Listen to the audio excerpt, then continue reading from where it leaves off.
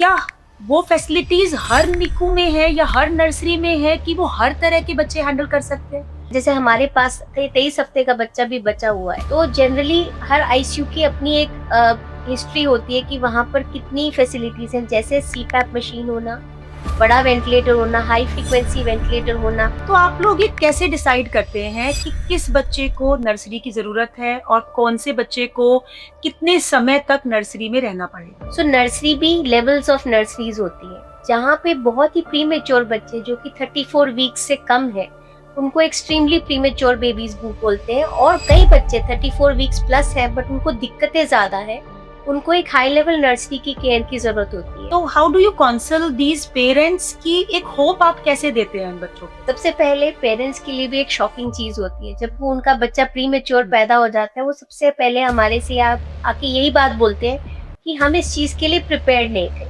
कई बार financially and कई बार mentally also. और कई बार बच्चा पैदा होके रोता ही नहीं and there the panic begins. एक न्यूनेटल रिससिटेशन गाइडलाइन होती है, हम लोग एनआरपी ट्रेंड होते हैं, जिसमें जैसे ही बच्चा अगर रोया नहीं।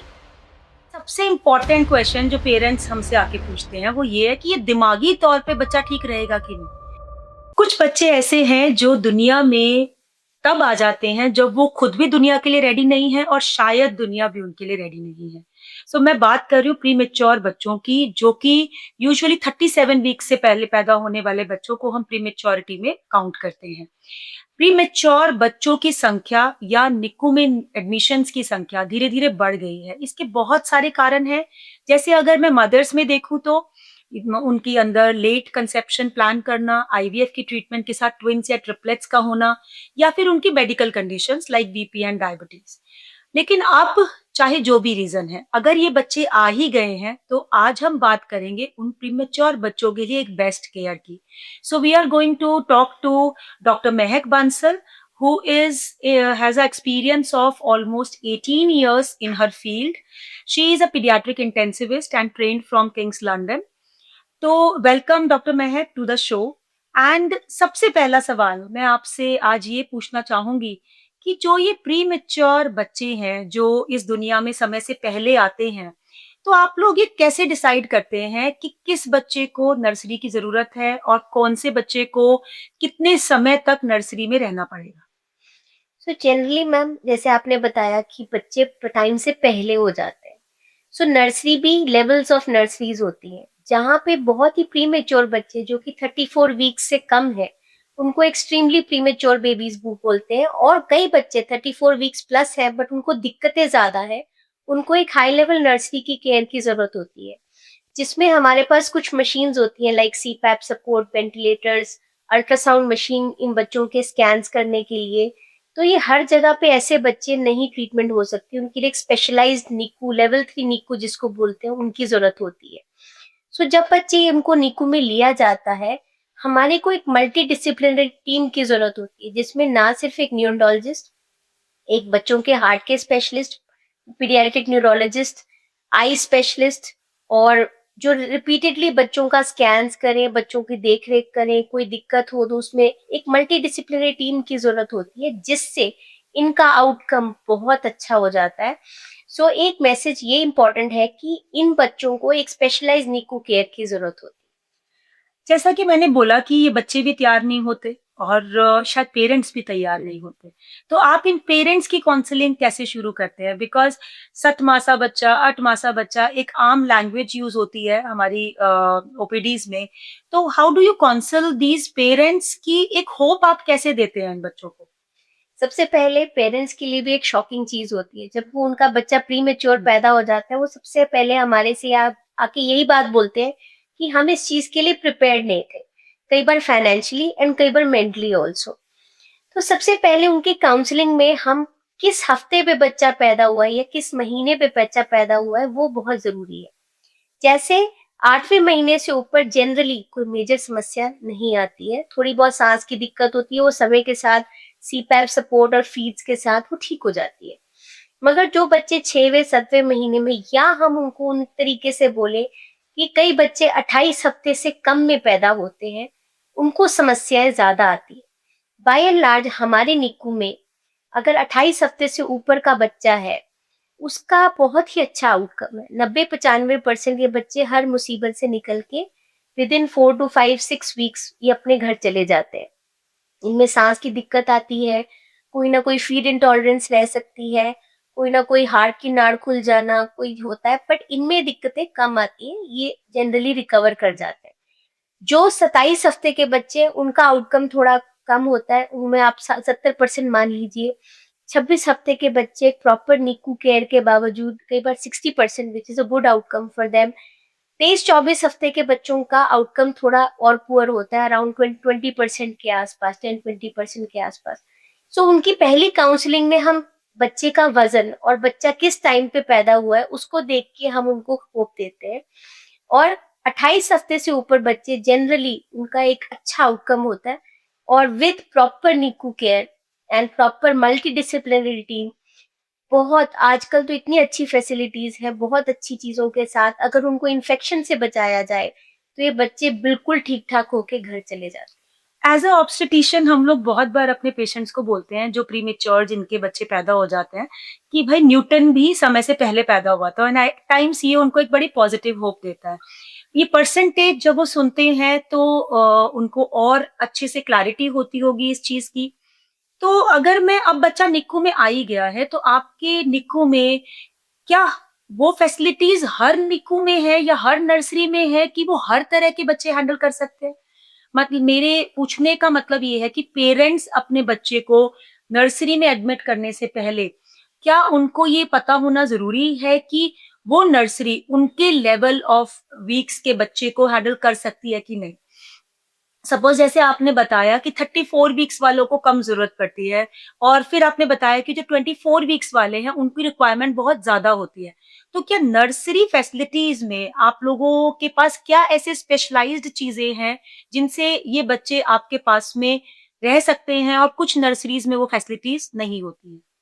हम पेरेंट्स के लिए कई बार डिफिकल्ट होता है, बट उनको बाय एंड लार्ज अपने शहर में कौन सी अच्छी नर्सरीज है, जैसे हर आईसीयू अपने, जैसे हमारे पास 23 हफ्ते का बच्चा भी बचा हुआ है, तो जनरली हर आईसीयू की अपनी एक हिस्ट्री होती है कि वहां पर कितनी फैसिलिटीज हैं, जैसे सीपैप मशीन होना, बड़ा वेंटिलेटर होना, हाई फ्रीक्वेंसी वेंटिलेटर होना, वार्मर्स होते हैं जिनमें बच्चों को केयर की जाती है क्योंकि प्रीमेच्योर बच्चों का वेट लॉस और हीट लॉस बहुत ज्यादा होता है। अल्ट्रासाउंड मशीन होना, एक मल्टीपल डॉक्टर्स की टीम का होना। जनरली आपको या तो आपका ऑब्स्टेटिशियन गाइड करता है कि ऐसी नर्सरी कहाँ पर अवेलेबल है, क्योंकि जैसे मैंने बताया 34 वीक्स प्लस जनरली अगर बच्चा सिंपल सीपैप मशीन है काफी सेंटर्स में अवेलेबल है। बट अगर मल्टी डिसिप्लिनरी टीम और बड़ी मशीन्स की बात की जाए और proper care, Nikku care, because nursing team बहुत जरूरी होती है इस मामले में, तो उसके लिए उनको या तो ऑब्स्टेटिशियन गाइड करता है या वो एक प्रॉपर गाइडेंस या हिस्ट्री से जा सकते हैं ऐसे सेंटर में जिसको लेवल 3 निक्कू बोलते हैं, जहां पर उनको ये सारी फैसिलिटीज मिल जाए।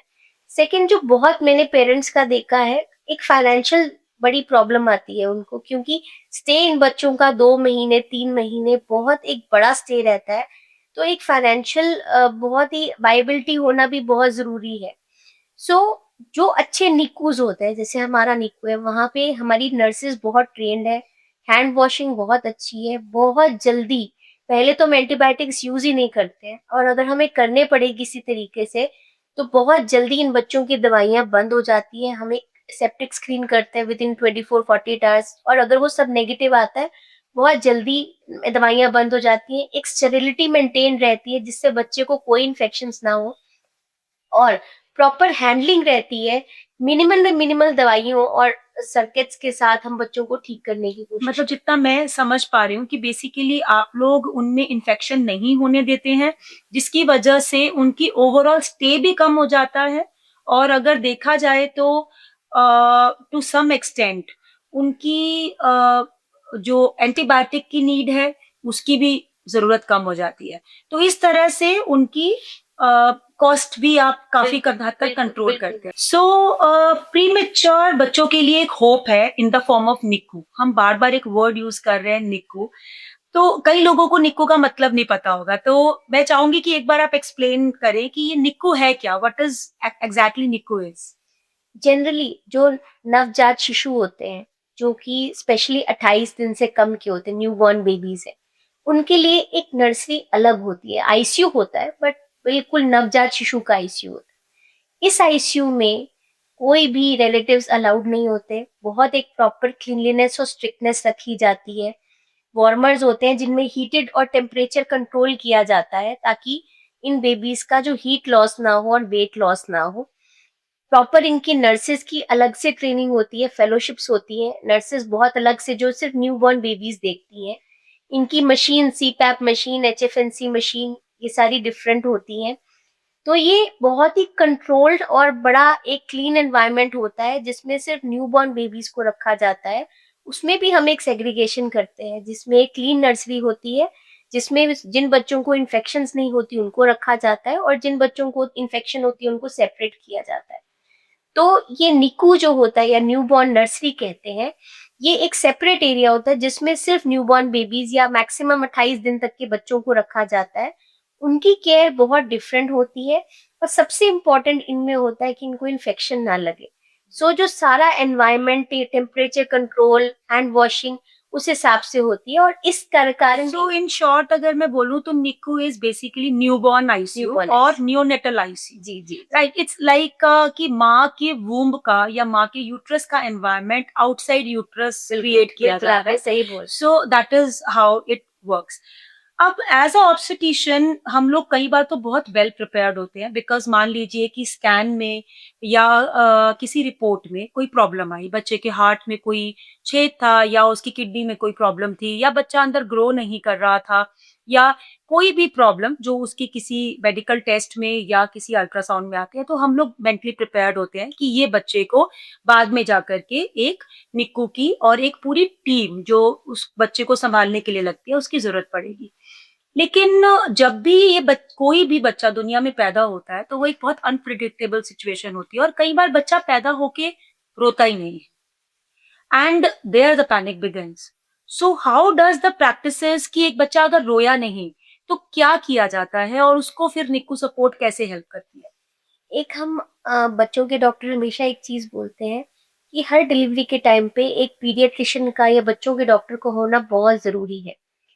एक न्यूनेटल रिससिटेशन गाइडलाइन होती है, हम लोग एनआरपी ट्रेंड होते हैं, जिसमें जैसे ही बच्चा अगर रोया नहीं, उसको प्रॉपर ऑक्सीजन सपोर्ट, एक एम्बू मशीन होती है जिससे हम प्रॉपर ऑक्सीजन सपोर्ट दे के स्टेप्स वाइज उस बच्चे को, एक होते गोल्डन आवर ऑफ रिससिटेशन, उस टाइम पे अगर बच्चा क्राई कर गया और बच्चे को रेस्पिरेटरी सपोर्ट या ऑक्सीजन सपोर्ट मिल गया तो कभी भी ब्रेन में कोई दिक्कत नहीं आती। बट अनफॉर्चुनेटली अगर वो बच्चा रोया नहीं और उस टाइम उसको वो गोल्डन पीक पीरियड में ऑक्सीजन ना मिल पाई या उसको प्रॉपर रिससिटेशन नहीं मिली, तो बच्चा आगे जाके मेजर ब्रेन डैमेज हो सकता है। बिकॉज अगर ऑक्सीजन अंगों को नहीं मिलती तो मल्टीपल ऑर्गन फेलियर और स्पेशली ब्रेन, जो बच्चों का बहुत इंपॉर्टेंट होता है, अगर ब्रेन में डैमेज हो गया तो आप जैसे देखते हैं आगे चल के बच्चे डिलेड होते हैं, चलते नहीं है, टाइम से माइलस्टोन्स बोलते लेट नहीं हो है। सकते हैं तो उनके। उसका कारण कई बार ये होता है कि जन्म पे इन बच्चों को ऑक्सीजन नहीं मिलती।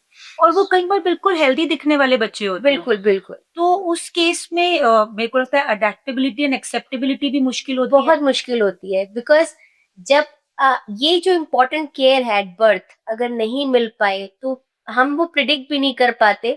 बट पेरेंट्स के लिए ये देखना बहुत जरूरी है, बिकॉज बच्चे आगे चल के अगर टाइम से नहीं हो तो माँ बाप का तो सब अटैचमेंट उसी से होता है। So this golden time of resuscitation is very important for the babies. Right. तो अभी हमने ये समझा कि एक 5वें 6ठे महीने में पैदा होने वाले बच्चे के अलग चैलेंजेस हैं और कई बार एक बिल्कुल टर्म पे पैदा होने वाले न्यूबॉर्न के अलग चैलेंजेस हैं और इन सब के बैकअप के लिए हमारे पास एक नर्सरी सपोर्ट और एक निक्कू सपोर्ट होती है। सो जो ये निक्कू सपोर्ट है, इसमें तो कई बार जो बच्चे हैं वो 3 महीने रहते हैं, 4 महीने रहते हैं, तो वो 3-4 महीने तक उन फैमिलीज को किस तरह से निक्कू सपोर्ट करता है? सबसे पहले जो एक इम्पॉर्टेंट चीज होती है होप, होप बहुत जरूरी है। इन पेरेंट्स को हम हमेशा एक होप देते हैं बिकॉज जो माँ के पेट में उन्होंने टाइम गुजारना था वो ही टाइम, सपोज बच्चा 6 हफ्ते पहले पैदा हुआ है तो 6 हफ्ते पहले उसने टाइम जो माँ के पेट में गुजारा था अब वो नीकू के एनवायरनमेंट में गुजारना है। तो उस बच्चे को प्रॉब्लम ही उसकी प्रीमेच्योरिटी है। जैसे जैसे बच्चे का वजन बढ़ेगा, जैसे बच्चे की उम्र बढ़ेगी, जेस्टेशन बढ़ेगी, वो बच्चे अपने आप रिकवर करते जाएंगे। और सबसे इम्पोर्टेंट, हम मदर्स को उनकी केयर में लगाते हैं, जिसको बोलते हैं कैंगरू मदर केयर। जब बच्चा माँ अपने बच्चे को अपने छाती पर रखती है, उसकी ब्रेन ग्रोथ होती है, उसका वेट बढ़ने लगता है, मदर को हौसला होता है कि मेरा बच्चा जो है मेरे पास है। सो ये मॉरल सपोर्ट, काउंसलिंग सपोर्ट और जो इन्वॉल्वमेंट इन नीकू केयर, तभी इसी के साथ ही पेरेंट्स इतनी लंबी जर्नी कर पाते हैं। एंड आई थिंक इसमें पेरेंट्स को मैं बहुत अपलॉड करूंगी, बिकॉज वो हमारा बहुत साथ देते हैं इस जर्नी को कवर करने के। अभी कुछ दिन पहले एक फादर मेरे पास आए कि मैं अपने बच्चे की कैंगरू मदर केयर करना चाहता हूँ। तो क्या ये प्रोविजन भी होता है कि मदर कर रही है लेकिन फादर भी उतना ही अटैच्ड है, तो how do you take it? हम इसको बिल्कुल प्रमोट करते हैं। एक निक्कू में बहुत सारी मदर्स फीड करा रही होती हैं, तो कई बार सब मदर्स के साथ करना मुश्किल हो जाता है, पर डेफिनेटली एक सेपरेट टाइम उस फादर को दिया जाता है। एंड हम इसको बिल्कुल प्रमोट करते हैं। See what is kangaroo mother care? अपनी बॉडी का टेम्परेचर बच्चे को देना। अगर फादर भी लगाता है तो उसकी वार्मथ और हीट बच्चे को मिलेगी, तो उससे भी ग्रोथ होती है। तो I think times have change. Parents, fathers बहुत ज्यादा इन्वॉल्व होने लग गए हैं बच्चे की केयर में। हम खुद कई बार वार्ड में जाते हैं तो फादर्स डायपर चेंज कर रहे होते हैं, बच्चे को फीड करा रहे होते हैं, और हमें बहुत खुशी होती है ये देख के। So I think it should be promoted that parents, father at least, should take care of the children. अब नो एंटीबायोटिक पॉलिसीज आपने बताई कि आप फॉलो करते हैं, बहुत ही frequent hand wash policies, SOPs आप लोगों के बने हुए हैं। अब मान लीजिए कि ये बच्चा जो है वो ग्रो कर रहा है पर उसको इन्फेक्शन फिर भी हो गई, तो क्या उसकी ट्रीटमेंट में या उसकी निक्कू की जगह में कुछ चेंजेस किए जाते हैं, और इन बच्चों के अंदर क्या एक्स्ट्रा कॉम्प्लिकेशन आ सकती हैं अगर उनमें इन्फेक्शन हो जाता है? सबसे पहले जो इन्फेक्शंस होती हैं कई बार मदर के थ्रू ही ट्रांसफर होती हैं बच्चे में। हम कई बच्चों में जिन्हें सस्पिशन होता है, कुछ इंपॉर्टेंट मैम साइंस है। बच्चा फीड नहीं ले रहा, बच्चा सुस्त हो रहा है, बच्चा सांस रोकने लग गया है, और बच्चे की शुगर लो हो गई है। ये कई ऐसे साइंस होते हैं जो हमें बताते हैं कि बच्चे को कोई ना कोई इन्फेक्शन है। तो हम एक बेसिक टेस्ट करते हैं जिससे हमें पता चल जाता है बच्चे इन्फेक्शन में। तो उन बच्चों को हम सेपरेट नर्सरी में रखते हैं, जिसको हम उसमें सेप्टिक। अलग रखते हैं। उनकी एंटीबायोटिक बनाना सब कुछ एक बड़ी क्लीन एनवायरनमेंट में होता है। और जनरली कोई भी इन्फेक्शन 5 to 7 डेज में कंप्लीटली क्लियर हो जाती है। जो इम्पोर्टेंट सवाल इसमें ये है कि अगर इनकी इन्फेक्शन डायग्नोज करने में टाइम बीत जाए, तो बच्चे मल्टी ऑर्गन फेलियर में जा सकते हैं। मतलब मेन चीज ये है कि टाइम से पता चल बिल्कुल, जाए, तो बिल्कुल। ये they become quite as normal as the As the other normal, kids. So timely diagnosis is the key, अगर हम इस चीज को समझे तो। अब हालांकि ये बच्चे जो होते हैं इनकी आईज भी डेवलप होनी होती है, इनकी हियरिंग की भी चेकअप होने होते हैं, पर सबसे इम्पोर्टेंट क्वेश्चन जो पेरेंट्स हमसे आके पूछते हैं वो ये है कि ये दिमागी तौर पे बच्चा ठीक रहेगा कि नहीं। बिकॉज शायद आईज और ईयर तक की अभी उनकी सोच ही नहीं होती है। मेन चीज होती है कि मैडम इतना पहले पैदा हो गया, ये नॉर्मल रहेगा, दिमागी तौर पे नॉर्मल रहेगा। ये एक बहुत फ्रीक्वेंट क्वेश्चन है। सो इसका आप कैसे प्रोग्नोस्टिकेशन करते हैं? देखिए मैम, हम इतने साल से काम करें, नो डाउट पहले जब हम आज से 20 साल की नीकू केयर में और आज की नीकू केयर में बहुत फर्क है। अब जो हम देखते हैं वो प्रॉपर नीकू केयर, और प्रॉपर हम एक high risk checkup, ultrasound screening, brain का एक स्कैन करते हैं, जो कि हम हर हफ्ते करते हैं। उससे हमें पता चलने लग जाता है कि अगर ब्रेन में कोई समस्या है तो हम उसको पहले ही डायग्नोज करके उसको ट्रीटमेंट करने की कोशिश करते हैं। अगर एक प्रॉपर केयर के साथ बच्चे को किया जाए और एक प्रॉपर स्कैनिंग वगैरह होती रही, हाई रिस्क असेसमेंट जो हम कहते हैं वो होती रहे, तो बहुत बच्चे नॉर्मल रहते हैं। मगर अगर उनमें कोई कॉम्प्लिकेशन आनी शुरू हो गई तो उसको अर्ली इंटरवेंशन, जिसको बोलते हैं अर्ली इंटरवेंशन थेरेपी, से भी कई बच्चे नॉर्मल हो जाते हैं बाद में। ये प्रिडिक्ट कर पाना उस वक्त बहुत मुश्किल है, बट बाय द टाइम हम बच्चे को डिस्चार्ज करते हैं, we are very much sure कि हाँ, अब इसका जो आगे का टाइम है वो ठीक निकलने वाला है। बट हम उनको एक प्रॉपर हाई रिस्क फॉलोअप देते हैं कि आप, जैसे मैम सिंपल सी बात है, प्री मेच्योरिटी की आपने बात करी, कुछ बच्चों को जन्म पे बहुत हाई जॉन्डिस हो जाता है, कुछ बच्चे जन्म पे रो नहीं पाए प्रॉपरली, या उन बच्चों को इन्फेक्शन होती है, ये हाई रिस्क बेबीज कहलाए जाते हैं। मगर दैट मीन्स आपके जन्म बच्चे के जन्म पे कोई ना कोई कॉम्प्लिकेशन रही हो, वो हाई रिस्क बेबी होता है। इन हाई रिस्क बेबीज को मैं सबको मैसेज देना चाहती हूँ कि एवरी फर्स्ट मंथ, 3 मंथ्स और 6 मंथ्स एक प्रॉपर न्यूरोलॉजिस्ट चेकअप बहुत जरूरी है, और ब्रेन का स्कैन बहुत जरूरी है। आई स्कैन, हियरिंग स्कैन तो डेफिनेटली इंपॉर्टेंट है, इसके साथ ये स्कैन करने बहुत जरूरी है, जिससे हम अर्ली प्रॉब्लम्स को पकड़ सके और उनकी इंटरवेंशन कर सके। तो जो पेरेंट्स हैं जिनके बच्चे टाइम से पहले पैदा हुए हैं, आई थिंक कहीं न कहीं उनको एक चीज़ को अंडरस्टैंड करना बड़ा ज़रूरी है कि ये निक्कू वाले बेबीज़ को उनको कुछ समय के लिए एक रेगुलर फ़ॉलो-अप की ज़रूरत है। इन बच्चों को एक नाम भी दिया जाता है, इनको निक्कू ग्रेजुएट बोला जाता है और ये निक्कू ग्रेजुएट्स के follow up are different from those babies जो पैदा होने के बाद डायरेक्टली माँ की गोदी में आए थे। तो नॉर्मली इनके जो चेकअप्स होते हैं, वो आपने बताया कि एक शुरू में और एक 1 महीने पे और फिर 3 महीने पे या फिर अगर कोई वार्निंग साइन्स जो आप लोग उनको बिल्कुल, बताते होंगे, उस हिसाब से दिए जाते होंगे। एक बार ये बच्चे ये इनिशियल फ़ॉलो-अप जब क्लियर कर लेते हैं, तो नानी-दादी कई बार उनके साथ भी परमानेंटली एक टैग लगा देती है प्रीमैच्योरिटी का। तो क्या डिफरेंस है? Later on I think they live a very normal life. बहुत सारे प्रीमैच्योर बेबीज़ तो अब आज 16-16, 17-17 साल के हो गए जो हमारे हाथों पैदा हुए थे and they are living a absolutely normal life.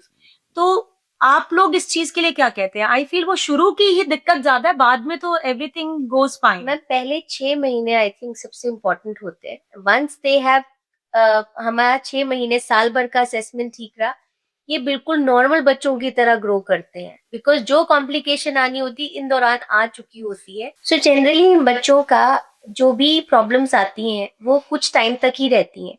ये बच्चे नॉर्मल बच्चों की तरह इनिशियली थोड़े स्लो वेट गेन करते हैं, बट जैसे जैसे समय बीतता है 1.5-2 साल तक जनरली ये बच्चे रिकवर कर जाते हैं।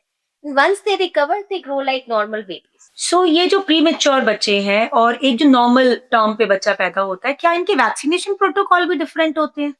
जनरली हम प्री मेच्योर बेबी को तब वैक्सीनेशन फर्स्ट करते हैं जब वो छुट्टी हो रहा होता है, चाहे वो 1 महीने बाद हो या 1.5 महीने बाद हो।